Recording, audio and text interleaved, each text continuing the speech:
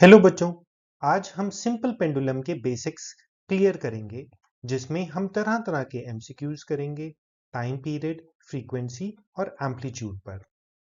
ये क्लास आपको class 8th, 9th, 10th सभी क्लासेस में मदद करेगी ताकि आप जब तक 11th 12th में पहुंचो तब तक आपके बेसिक्स जो हैं इस टॉपिक पर क्लियर हो सके। Question 1, which of the following are necessary conditions for a system to be considered a simple pendulum? More than one option may be correct. तो बच्चों सिंपल पेंडुलम क्या होती है? देखो सिंपल पेंडुलम आपका एक झूले की तरह है जो कि आप एक स्विंग जो होता है अपने पार्क में झूलते आए हो हमेशा। अब इस सिंपल पेंडुलम में एक पॉइंट मास बॉब होता है, एक बॉब होता है और हम मानते हैं कि उसका सारा मास एक पर्टिकुलर पॉइंट पे कंसेंट्रेटेड है। ये बॉब एक स्ट्रिंग से लटका होता है और इस स्ट्रिंग की प्रॉपर्टी होती है कि उस स्ट्रिंग का कोई मास नहीं होता और आप उस स्ट्रिंग को स्ट्रेच नहीं कर सकते। ये पूरा सिस्टम एक पिवट पॉइंट से लटका हुआ होता है जो कि कोई भी फ्रिक्शन प्रोवाइड नहीं करता। ये पूरा पेंडुलम जो है हमारा स्विंग कर रहा होता है यूनिफॉर्म ग्रेविटेशनल फील्ड में। इसके अलावा यहां पर कोई हवा भी नहीं होती, एयर रेजिस्टेंस नहीं होती। इन सभी कंडीशंस के कारण जब एयर रेजिस्टेंस नहीं होती, जब हमारा जो पिवट पॉइंट है वो फ्रिक्शनलेस होता है, एक ऐसी पेंडुलम ये कभी भी जब मोशन में आती है उसके बाद कभी भी रुकती नहीं है। इसकी हर एक ऑसिलेशन सेम एम्पलीट्यूड की होती है। तो बच्चों इन कंडीशंस को देखें तो इसमें से क्वेश्चन क्या पूछा, which of the following are necessary conditions for a system to be considered simple pendulum? जो हमारा मास है वो पॉइंट होना चाहिए, जो स्ट्रिंग है वो उसका कोई मास नहीं होना चाहिए और हम उसको स्ट्रेच भी ना कर पाए, जो पिवट पॉइंट है वो फ्रिक्शनलेस होना चाहिए, पेंडुलम जो है एक यूनिफॉर्म ग्रेविटेशनल फील्ड में स्विंग होनी चाहिए, सिग्निफिकेंट एयर रेजिस्टेंस नहीं होनी चाहिए और एम्पलीट्यूड ऑफ ऑसिलेशन ज्यादा नहीं होना चाहिए। वो सिर्फ और सिर्फ जो एम्पलीट्यूड है वो डिग्रीज के टर्म में 15 डिग्री से छोटा होना चाहिए। अगर तुम एम्पलीट्यूड ऑफ ऑसिलेशन ज्यादा कर दोगे, 90 डिग्री हो जाएगा, तो वो सिंपल पेंडुलम रहेगी नहीं। वो जो लॉज होते हैं सिंपल पेंडुलम के फुलफिल ही नहीं होंगे। ठीक है, तो मैं सोचता हूं आप ये पहला क्वेश्चन बहुत इंपॉर्टेंट है कि सिंपल पेंडुलम क्या होती है और आप से समझ गए होंगे। Question 2, identify the mean position of simple pendulum. तो बच्चों इसका आंसर है सी। जो पोजीशन ओ है वो हमारी मीन पोजीशन है। मीन पोजीशन आप इस तरह से समझ सकते हैं कि जब आप पार्क में एक झूला झूलने जाते हैं तो वो झूला कभी आगे जाता है, कभी पीछे जाता है, कभी आगे जाता है, कभी पीछे जाता है, मगर एंड में वो एक मीन पोजीशन में, रेस्टिंग पोजीशन में वो आ जाता है। इस रेस्टिंग पोजीशन को हम मीन पोजीशन कहते हैं। Question 3, position O shown in the figure is extreme position, mean position, equilibrium position या D both B and C? तो बच्चों इसका आंसर है बोथ बी एंड सी।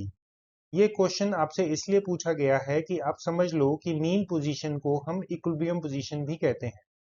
तो जब एक पेंडुलम या एक झूला रेस्ट पे आ जाता है उस पोजीशन को हम मीन पोजीशन भी कहते हैं और इक्विलिब्रियम पोजीशन भी कहते हैं। Question 4, why is the mean position of simple pendulum also called equilibrium position? जो मीन पोजीशन है सिंपल पेंडुलम की उसको इक्विलिब्रियम पोजीशन क्यों कहते हैं? तो इसका आंसर है सी, because the forces acting on the pendulum are balanced resulting in zero net force। अब हम ये रेस्टिंग पोजीशन या मीन पोजीशन पे आ जाते हैं। जब एक झूला या पेंडुलम रेस्टिंग पोजीशन में होता है तो उसके ऊपर दो फोर्सेस एक्ट करती हैं। एक हमारी डाउनवर्ड डायरेक्शन में जो नीचे फोर्स एक्ट कर रही है वो ग्रेविटेशनल फोर्स है, और ऊपर वाली डायरेक्शन में एक टेंशन फोर्स एक्ट कर रही है। ग्रेविटेशनल फोर्स और टेंशन फोर्स दोनों इक्वल हैं, जिसके कारण जो नेट फोर्स है वो हमारी जीरो है। अगर हम ये दूसरी पोजीशंस लें, पोजीशन ए या पोजीशन बी, यहाँ पर नेट फोर्सेस हमारी जीरो नहीं है, जिसके कारण हमारा आंसर क्या बनता है? आंसर हमारा सी है। Question 4, very easy question. Identify the extreme positions of the simple pendulum. तो बच्चों इसका आंसर है बोथ ए एंड बी। तो अगर हम ये देखें, पोजीशन ए और पोजीशन बी, ये दोनों ही एक्सट्रीम पोजीशंस हैं। एक पेंडुलम या झूले में आप जब बैकवर्ड डायरेक्शन में जाते हो तो एक एक्सट्रीम बैक में होता है, और एक जो एक्सट्रीम होता है वो फॉरवर्ड डायरेक्शन में होता है। तो ये दोनों ही पोजीशंस हमारी एक्सट्रीम पोजीशंस हैं, both A and B. Question 5, at extreme position of simple pendulum swing, in which direction is the restoring force acting. तो अगर आपकी सिंपल पेंडुलम एक एक्सट्रीम पोजीशन पे है, फॉर एग्जांपल आपका जो झूला है वो पीछे की तरफ है, तो वो कहां पर आना चाहेगा? तो इसका आंसर है वो ऑब्वियसली रेस्टिंग पोजीशन में आना चाहेगा, वो मीन पोजीशन में आना चाहेगा। तो आंसर क्या हुआ? आंसर हमारा हुआ सी। तो अगर वो देखें, हम दूसरे ऑप्शंस देखें, क्या वो झूला जो है वो वर्टिकली डाउनवर्ड्स आना चाहेगा? नहीं। क्या वो towards the direction of motion आना चाहेगा? बिल्कुल नहीं। क्या वो away from the mean position जाना चाहेगा? नहीं। वो झूला हमेशा वापस अपनी मीन पोजीशन या रेस्टिंग पोजीशन में आना चाहेगा। तो रीस्टोरिंग फोर्स जो होती है वो हमारी कहां पर जाना चाहती है? वो उस झूले को फिर से या पेंडुलम को फिर से मीन पोजीशन में लाना चाहती है। Question 6, in simple pendulum what provides the restoring force that causes the pendulum to oscillate. एक सिंपल पेंडुलम में रीस्टोरिंग फोर्स किस कारण होती है? Is it because of the total gravitational force acting on the bob? Obviously जब एक हमारा जो बॉब है उसके ऊपर ग्रेविटेशनल फोर्स एक्ट हो रही है, तो रिस्टोरिंग फोर्स को क्या ग्रेविटेशनल फोर्स के कारण होती है? Is it because of the horizontal component of gravitational force acting along the arc of motion? Is it because of the vertical component of gravitational force acting parallel to the string? और is it because of the gravitational force acting vertically downwards? तो बच्चों इस question को बड़े ध्यान से समझ लेते हैं, क्योंकि ये एक इंपॉर्टेंट क्वेश्चन है। जो हमारी जो रिस्टोरिंग फोर्स है, अगर हम इस रिस्टोरिंग फोर्स को देखें, वो किस कारण होती है? हमें मालूम है कि जो पेंडुलम है उसके ऊपर एक ग्रेविटेशनल फोर्स एक्ट कर रही है। मीन पोजीशन में ये वर्टिकली डाउनवर्ड्स डायरेक्शन में एक्ट करती है, और ऊपर की तरफ अगर हम देखें तो ऊपर की तरफ एक टेंशन फोर्स होती है। यहां पर नेट फोर्स जो है वो जीरो होती है। एक्सट्रीम पोजीशंस में अगर हम देखें तो वहां पर एक हमारी वर्टिकली डाउनवर्ड्स जो है, ये अगेन यहां पर भी एक ग्रेविटेशनल फोर्स एक्ट हो रही है, मगर यहां पर उस फोर्स के हम दो कंपोनेंट्स कर सकते हैं। एक कंपोनेंट जो है वो पैरेलल है स्ट्रिंग के, और एक कंपोनेंट जो है वो हॉरिजॉन्टल है along the arc of motion. तो बच्चों इसका आंसर जो है वो हॉरिजॉन्टल कंपोनेंट है।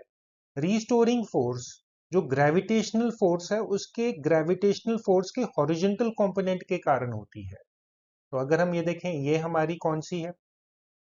फिर से देखते हैं। ये हमारी ग्रेविटेशनल फोर्स है, टोटल ग्रेविटेशनल फोर्स है। इसके हमने दो पार्ट्स कर लिए। एक जो स्ट्रिंग है उसके पैरेलल है, और एक कंपोनेंट जो है वो हमारे आर्क ऑफ मोशन की तरफ जा रहा है। तो restoring force is because of the horizontal component of the gravitational force acting along the arc of motion. तो बच्चों मुझे एक बहुत अच्छी फोटो मिली। इसमें हम ये फोटो हमें ये बताती है कि जो पेंडुलम की जो मोशन होती है उसको हम एक स्विंग से कंपेयर कर सकते हैं। जब हम एक झूला झूलते हैं तो झूला जो है एक एक्सट्रीम पोजीशन में जाता है, और उसके बाद जो है वो दूसरी एक्सट्रीम पोजीशन में जाता है। मगर अल्टीमेटली अगर हम उसको छोड़ दें तो वो एक रेस्टिंग पोजीशन में आएगा। इस रेस्टिंग पोजीशन को हम मीन पोजीशन कहते हैं। ये वाली पोजीशन एक्सट्रीम है, ये भी हमारी एक्सट्रीम पोजीशन है। सभी पोजीशंस में ग्रेविटी हमेशा वर्टिकली डाउनवर्ड्स डायरेक्शन में लगती है। ठीक है, मगर इस ग्रेविटेशनल फोर्स के कंपोनेंट हो जाते हैं, एक पैरेलल होता है स्ट्रिंग के और एक जो है along the arc of motion होता है। ये along the arc of motion जो हमारा जो कंपोनेंट है उसको हम रिस्टोरिंग फोर्स कहते हैं। Question 7, what type of energy transformation occurs in A simple pendulum during its motion? जब एक सिंपल पेंडुलम मूव कर रही तो कौन सी एनर्जी ट्रांसफॉर्मेशन होती है? तो ये आंसर जो है इसका क्या है बच्चों? इसका आंसर है ए। जो काइनेटिक एनर्जी है वो ग्रेविटेशनल पोटेंशियल एनर्जी में होती है। इस चीज को समझते हैं। जब रेस्टिंग पोजीशन में है या मीन पोजीशन में है तो उसकी हाइट क्या है? उसकी हाइट जो हम लेते हैं उसको हम 0 लेते हैं। और एक्सट्रीम पोजीशन में मान लो वो h हाइट पे है, फॉर एग्जांपल 10 सेंटीमीटर हाइट पे है। हमें मालूम है पोटेंशियल एनर्जी क्या होती है? It is the energy possessed by an object at rest due to its position. अब जब उसकी पोजीशन यानी कि हाइट 0 हुई तो हमारी मीन पोजीशन में पोटेंशियल एनर्जी क्या होगी? 0 होगी। और जब उसकी हाइट कहां पर मैक्सिमम है? एक पेंडुलम की हाइट मैक्सिमम एक्सट्रीम पोजीशन पे होती है, जिसके कारण जो पोटेंशियल एनर्जी सबसे ज्यादा कहां होती है? एक्सट्रीम पोजीशंस में होती है। अब हम समझते हैं काइनेटिक एनर्जी। काइनेटिक एनर्जी क्या होती है? Kinetic energy is the energy possessed bye a moving object. जितनी ज्यादा वेलोसिटी या स्पीड होगी उतनी ज्यादा हमारी काइनेटिक एनर्जी होगी। अब एक्सट्रीम पोजीशंस पे जो हमारी पेंडुलम होती है थोड़ी देर के लिए रेस्ट पे आती है, जिसके कारण काइनेटिक एनर्जी एक्सट्रीम पोजीशंस पे 0 होती है। और मीन पोजीशन में पेंडुलम सबसे फास्ट होती है। जब एक झूला होता है वो सबसे जो फास्ट होता है वो अपनी रेस्टिंग पोजीशन यानी कि मीन पोजीशन को जब वो क्रॉस कर रहा होता है तब होता है। तो मीन पोजीशन में जो हमारी काइनेटिक एनर्जी है वो क्या है? वो मैक्सिमम है। और ये एनर्जी ट्रांसफॉर्मेशन हमेशा हमारा पेंडुलम में होता रहता है। Question 8, identify the position where an oscillating pendulum will have maximum kinetic energy या maximum speed। इस पेंडुलम की जो मैक्सिमम स्पीड कहां होगी? देखो वो आंसर ए या बी एक्सट्रीम पोजीशंस तो नहीं हो सकता। क्यों नहीं हो सकता?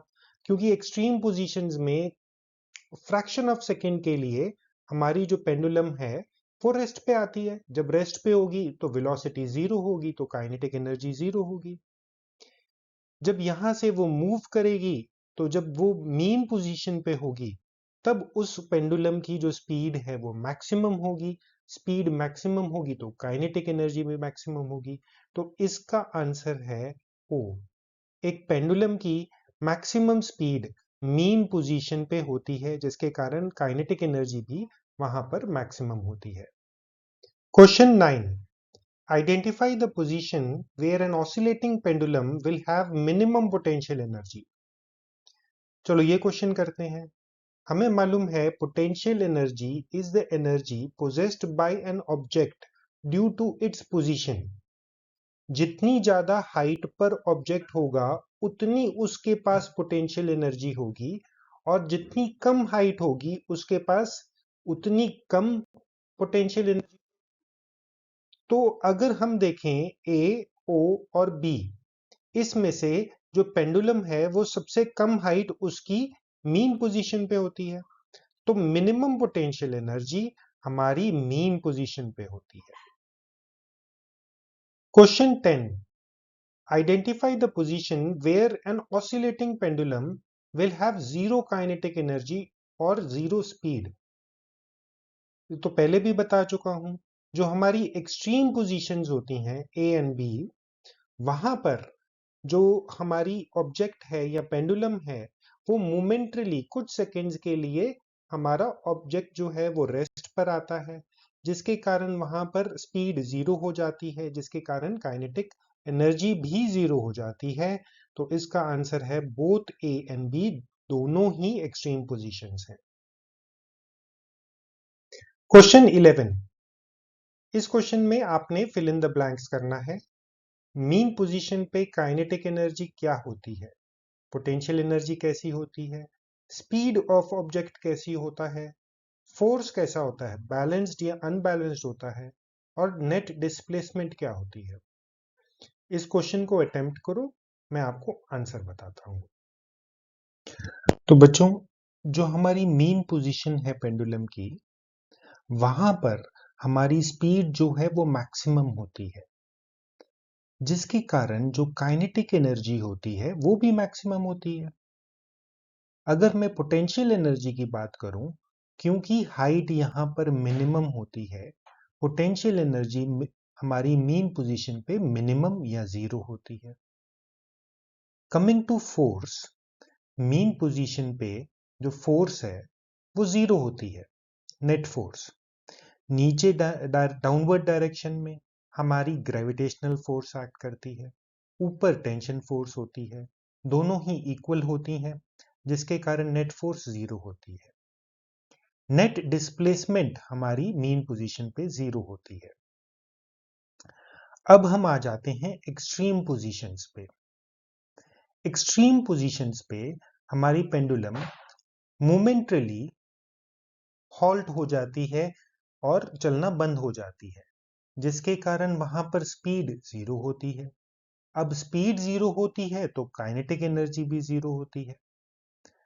क्योंकि एक्सट्रीम पोजीशंस पे पेंडुलम मैक्सिमम हाइट पे होती है, वहां पर पोटेंशियल एनर्जी भी मैक्सिमम होती है।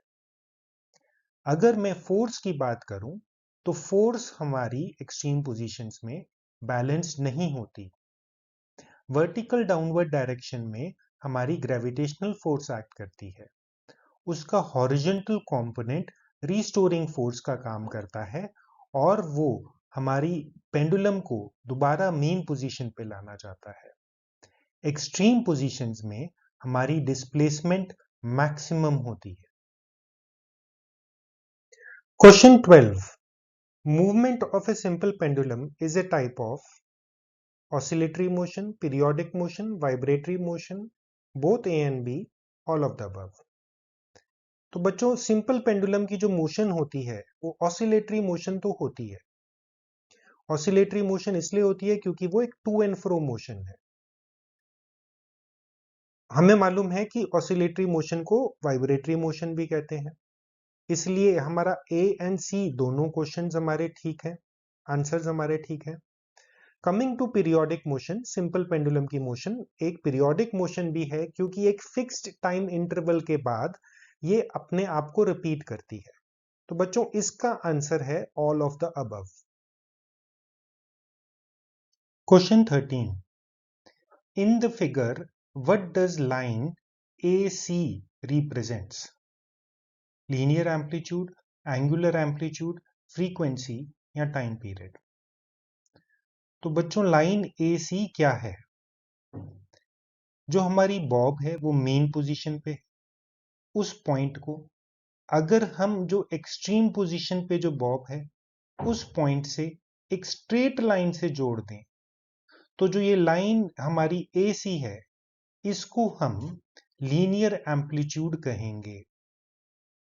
मान लो आप झूला झूल रहे हो, आपके पापा जो हैं उस झूले को पीछे लाए एक एक्सट्रीम पोजीशन पे और उसके बाद छोड़ दिया, तो पेंडुलम जो है वो या झूला जो है वो आगे की तरफ जाएगा। तो ये जो हमारा स्ट्रेट लाइन डिस्टेंस है, इस डिस्टेंस को, ये जो हमारा स्ट्रेट लाइन डिस्टेंस है यहां से लेके यहां तक, मीन पोजीशन से लेके एक्सट्रीम पोजीशन तक, इसको हम एम्पलीट्यूड कहते हैं। उसी तरह एक स्ट्रेट लाइन अगर मैं ड्रॉ करूं ए से लेकर, मैं अभी दिखाता हूं आपको, ए से लेकर बी तक एक स्ट्रेट लाइन ड्रॉ करूं, इसको भी मैं एम्पलीट्यूड कहूंगा। Question 14। In the diagram of simple pendulum, amplitude is shown as the length of the curved path, means arc, between mean position and extreme position। क्या amplitude जब हमारा जो curved path है यहां से लेके यहां तक, वो arc है, या वो एक स्ट्रेट लाइन है ए मीन पोजीशन से एक्सट्रीम पोजीशन तक, यानी कि अगर मैं एक मीन पोजीशन से एक्सट्रीम पोजीशन में एक स्ट्रेट लाइन ड्रॉ करूं, क्या वो एम्पलीट्यूड है? ऑप्शन सी है both curved path and amplitude are same, and option D is all of the above. सारी स्टेटमेंट्स ठीक है।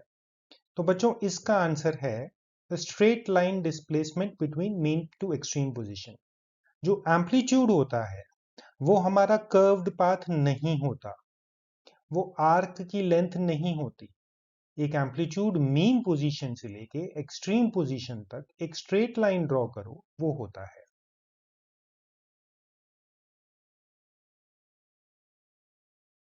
Question 15th, in the figure what does the angle theta represents? Linear amplitude, angular amplitude, frequency, time period. तो बच्चों इसका answer है angular amplitude. इस question से हमने क्या सीखा कि दो तरह के एम्पलीट्यूड होते हैं, एक एंगुलर एम्पलीट्यूड होता है और एक हमारा लीनियर एम्पलीट्यूड होता है। लीनियर एम्पलीट्यूड मीन पोजीशन और एक्सट्रीम पोजीशंस के बीच में एक स्ट्रेट लाइन अगर हम ड्रॉ करें तो वो हमारा लीनियर एम्पलीट्यूड होता है।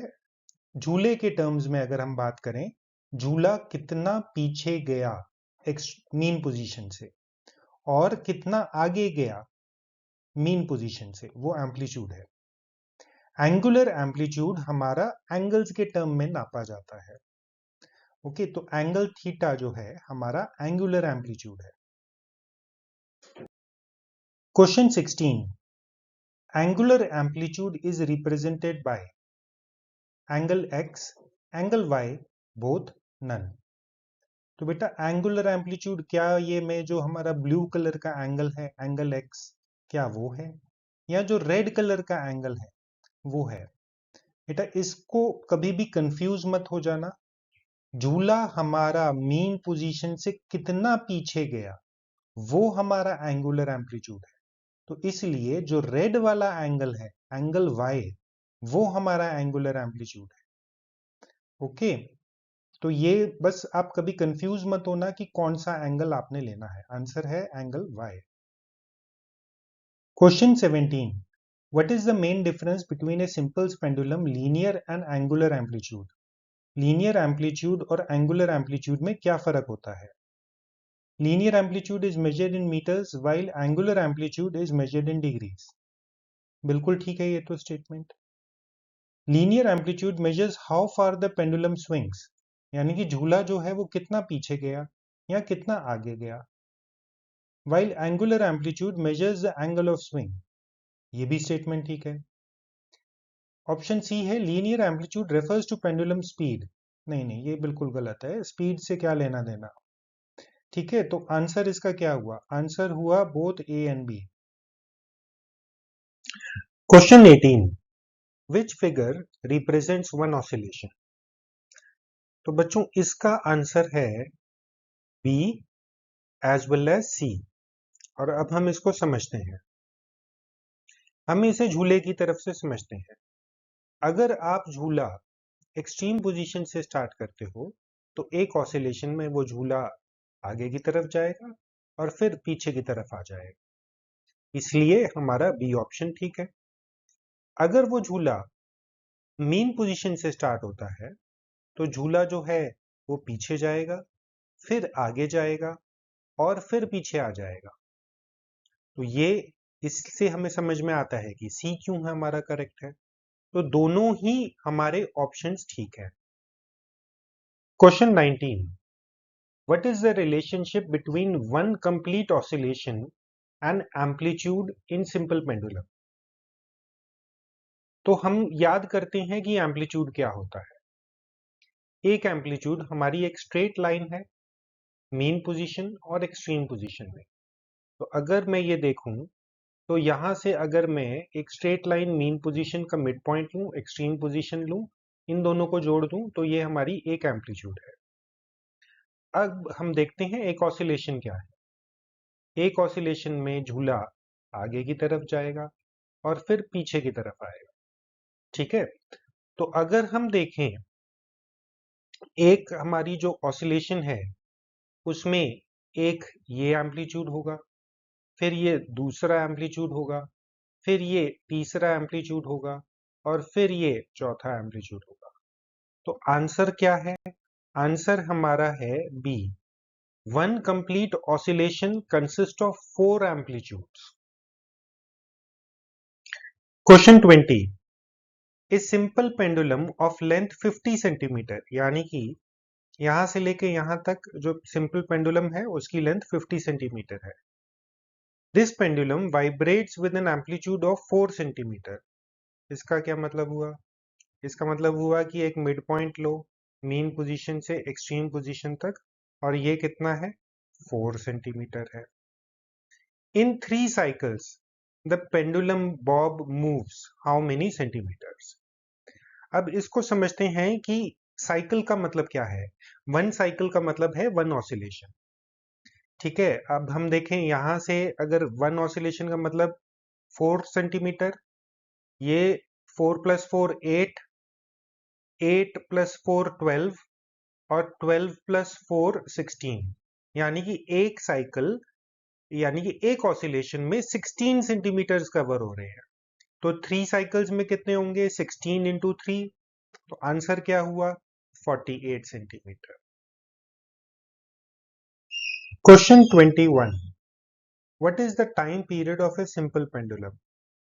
तो बच्चों इसका आंसर बहुत आसान है, B. It is the time taken for the pendulum to complete one oscillation. यानी कि अगर आपका झूला यहां से स्टार्ट होता है तो वो सबसे पहले आगे जाएगा और फिर वापस यहीं पर आ जाएगा।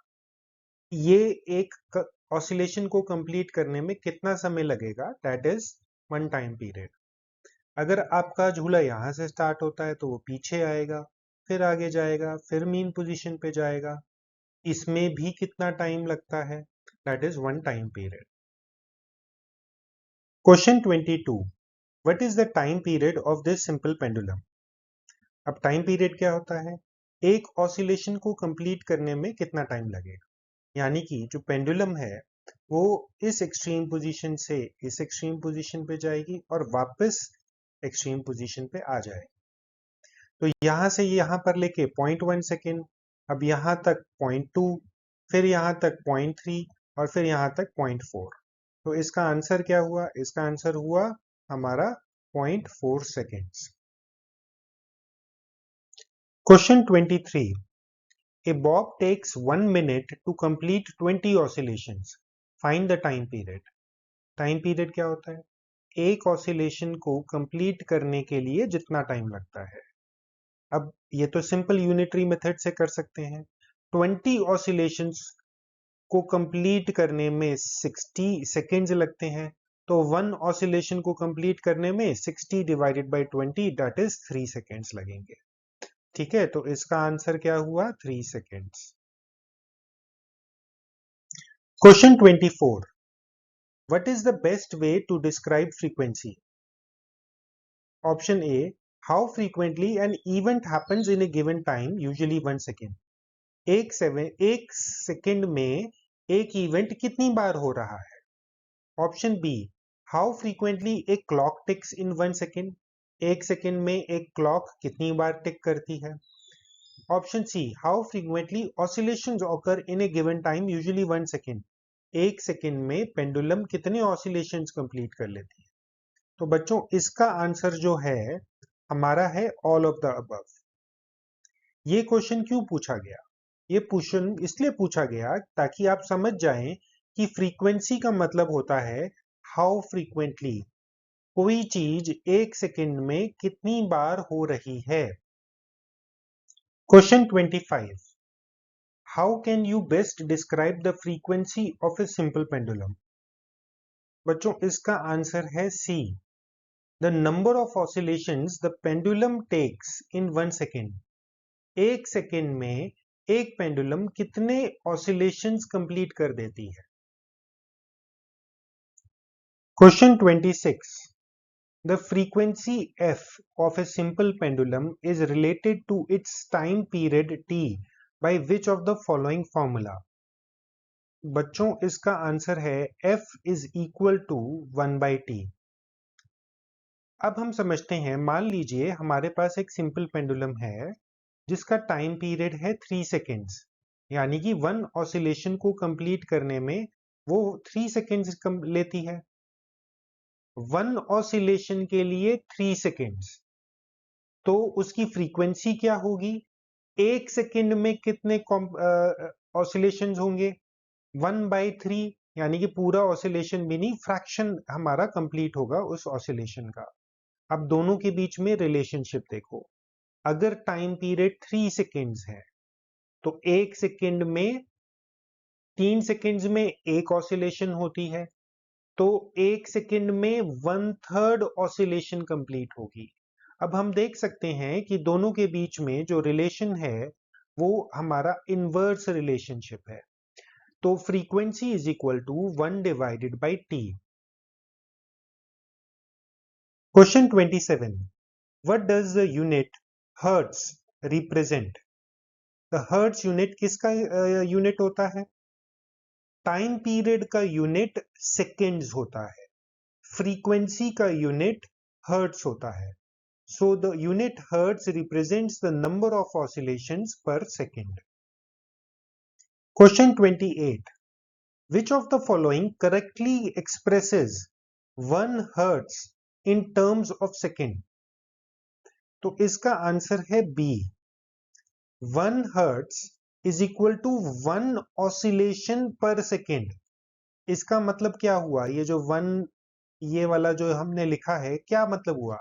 इसका मतलब हुआ कि 1 ऑसिलेशन हो रहा है पर सेकेंड, तो 1 hertz is equal to 1 oscillation per second. Question 29, if the time period of a pendulum is 2 seconds, यानी कि एक ऑसिलेशन के लिए 2 सेकेंड्स लगते हैं कंप्लीट होने में, व्हाट इज द फ्रीक्वेंसी? एक ऑसिलेशन के लिए 2 सेकेंड्स लगते हैं, तो एक सेकेंड में fraction of an oscillation complete होगी, दैट इज 1/2 ऑसिलेशंस कंप्लीट होंगी। तो इसका आंसर क्या हुआ बच्चों? 0.5 हर्ट्ज। हम देख चुके हैं कि टाइम पीरियड जो है उसका इनवर्स क्या होता है? फ्रीक्वेंसी। ठीक है, F is equal to 1/t, तो हमें F निकालना है, फ्रीक्वेंसी। तो क्या हुआ? That will be equal to 1/2, that is 0.5 seconds. तो बच्चों ये हमारे क्वेश्चन में हमने एक क्लॉक टिक कर रही है और हमने उसकी फ्रीक्वेंसी निकाल दी। पहले केस में वो 2 सेकेंड्स में एक बार क्लिक करती है, जिसके कारण उसकी फ्रीक्वेंसी 0.5 हमारी हो जाती है। दूसरे केस में जो क्लॉक है वो 3 टाइम्स क्लिक करती है 6 सेकेंड्स में, तो एक सेकेंड में वो 3/6, यानी कि अगेन फ्रीक्वेंसी हमारी 0.5 हो जाएगी। तीसरे केस में 5 सेकेंड में 5 बार टिक कर रही है, तो उसकी फ्रीक्वेंसी 1 हर्ट्ज हो जाएगी। इस वाले केस में 1/4, यानी कि 0.25 हमारी फ्रीक्वेंसी हो जाएगी। नेक्स्ट केस के अंदर इसी तरह 1 हर्ट्ज हमारी फ्रीक्वेंसी हो जाएगी और आखिरी केस में 1/3 हमारी फ्रीक्वेंसी हो जाएगी। बच्चों अब मैं ऐसा समझ सकता हूं कि आप टाइम पीरियड और फ्रीक्वेंसी का कंसेप्ट अच्छी तरह से समझ गए। Question number 31, the bob of a simple pendulum arrives at one of the extreme positions 100 times in 200 seconds, then the time period of the pendulum is. एक पेंडुलम का bob यहां से चलना शुरू करता है, बी पोजीशन में आता है और वापस चला जाता है, या फिर वापस बी पोजीशन में जाता है, फिर वापस आ जाता है, और ऐसा 100 बार करता है। तो एक ऑसिलेशन में वो बॉब जो है एक बार बी पोजीशन पे पहुंचता है, ये यहां पर गया फिर वापस आ गया, तो एक ऑसिलेशन में एक बार बी को टच कर रहा है, यानी कि 100 टाइम्स एक्सट्रीम पोजीशन पे जाने का मतलब है कि 100 ऑसिलेशंस हो रहे हैं। 100 ऑसिलेशंस 200 सेकेंड्स में हो रहे हैं, तो एक ऑसिलेशन 2 सेकेंड्स होगा, तो टाइम पीरियड हमारा 2 सेकेंड्स है। Question number 32, the time period for 20 oscillations noted down in a simple pendulum experiment are 38.6 seconds, 40 seconds, 41.5 seconds, 42.8 seconds and 39.4 seconds. Calculate the time period of given simple pendulum. तो इस question में हमने एक experiment किया है, उसमें एक simple pendulum 20 बार oscillate करती है। उन 20 ऑसिलेशंस को कंप्लीट करने के लिए पहले एक्सपेरिमेंट में 38.6 सेकेंड्स लगते हैं, दूसरी बार जब एक्सपेरिमेंट किया तो उसमें 40 सेकेंड्स लगते हैं, तीसरी बार में 41.5 सेकेंड्स, चौथे में 42.8 सेकेंड्स और फाइनली 39.4 सेकेंड्स। अब हमने निकालना है कि गिवन सिंपल पेंडुलम जो है उसका टाइम पीरियड क्या है। तो बच्चों इस क्वेश्चन में हम क्या करेंगे, हम देखेंगे कि एवरेज टाइम फॉर 20 ऑसिलेशंस निकाल लेंगे। जो जितना हमारे अलग अलग एक्सपेरिमेंट्स में जो 20 ऑसिलेशंस को कंप्लीट करने के लिए जो टाइम है, हम उसको ऐड कर लेंगे और हमारा 1 2 3 4 5 रीडिंग्स हैं, उसको 5 से डिवाइड कर लेंगे। हम सबको एवरेज निकालनी आती है। हमारा एवरेज टाइम 40.46 सेकेंड्स निकलेगा। तो हमारा टाइम पीरियड 20 ऑसिलेशंस को कंप्लीट करने के लिए जो एवरेज टाइम है वो 40.46 सेकेंड्स है। तो एक ऑसिलेशन को कंप्लीट करने के लिए हमारा टाइम कितना होगा, 2.023 सेकेंड्स, जो हमारा आएगा 2 सेकेंड्स। तो इस क्वेश्चन का आंसर है 2 seconds. Question 33. In a simple pendulum experiment, the time in seconds taken for 20 oscillations is noted in 5 trials as 39.2, 38.4, 40.8, 41.4 and 40.2 seconds. Then the average frequency is. बेटा तो इससे पहले वाले क्वेश्चन में हमें टाइम निकालना था, टाइम पीरियड निकालना था सिंपल पेंडुलम का। इस वाले क्वेश्चन में हमें सिंपल पेंडुलम की फ्रीक्वेंसी निकालनी है। मतलब हमने क्या निकालना है, कितना फ्रीक्वेंटली ऑसिलेशंस होती हैं एक सेकंड में, कितनी ऑसिलेशंस होती हैं एक सेकंड में, हमने ये निकालना है। ठीक है, तो क्वेश्चन सेम है। आपने एक एक्सपेरिमेंट किया, आपने उस एक्सपेरिमेंट में सिंपल पेंडुलम 20 बार ऑसिलेट की। पहली बार में जो टाइम निकला 20 ऑसिलेशंस को कंप्लीट करने के लिए वो 39.2 था और इस तरह से हमें ऐसी 5 रीडिंग्स मिली। तो चलो इस क्वेश्चन को करते हैं। तो हमने इस क्वेश्चन में भी पहले टाइम निकालना है। हमने देखा एवरेज टाइम फॉर 20 ऑसिलेशंस, जो सारी ऑब्जर्वेशंस हैं उनको ऐड कर दो डिवाइडेड बाय 5, यानी कि average time for 20 oscillations is 40 seconds.